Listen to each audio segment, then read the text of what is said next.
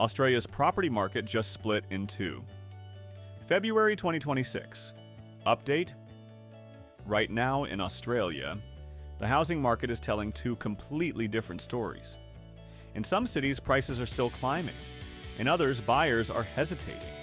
Rents are near record highs. And the government is stepping in with billions of dollars worth of land releases. Actually going on? Let's break it down clearly. No hype, just what matters. Hey everyone, welcome back to Realty Reels. If you're trying to buy, invest, or even just understand why housing feels so expensive right now, February 2026 has given us some important signals. Interest rates are steady for now, prices aren't crashing, and rental pressure hasn't eased. But the real story isn't dramatic headlines. It's something more subtle and more important. Interest rates. Stable, but uncertain. The Reserve Bank of Australia kept the cash rate on hold this month. That gave borrowers a bit of breathing space. But here's the reality.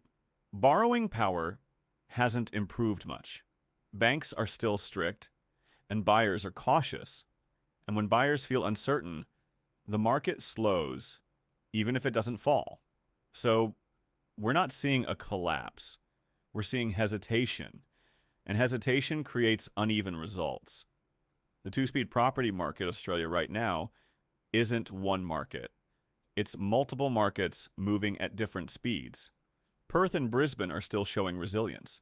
Supply is tight, demand remains strong, and competition hasn't disappeared.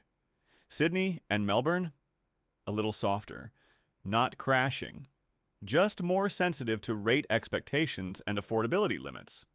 Why is this happening? Because supply is still the biggest issue.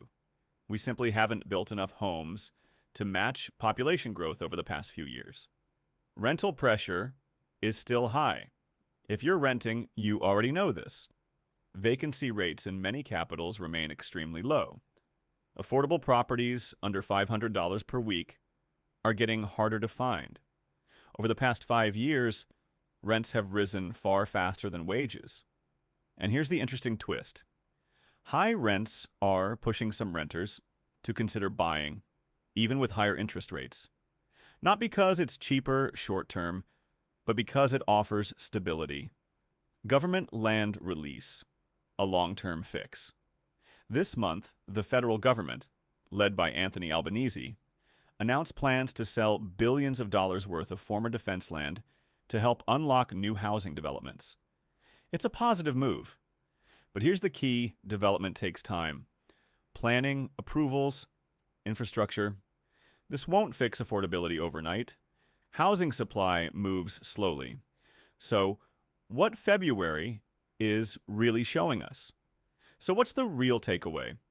Rates are steady, but confidence is fragile. Prices are uneven, not collapsing. Rental pressure remains intense. Supply is still the long-term issue. And here's my opinion based on what we're seeing. This isn't a boom. It's not a crash. It's a market adjusting carefully. Right now, smart decisions come from understanding local conditions, not national panic.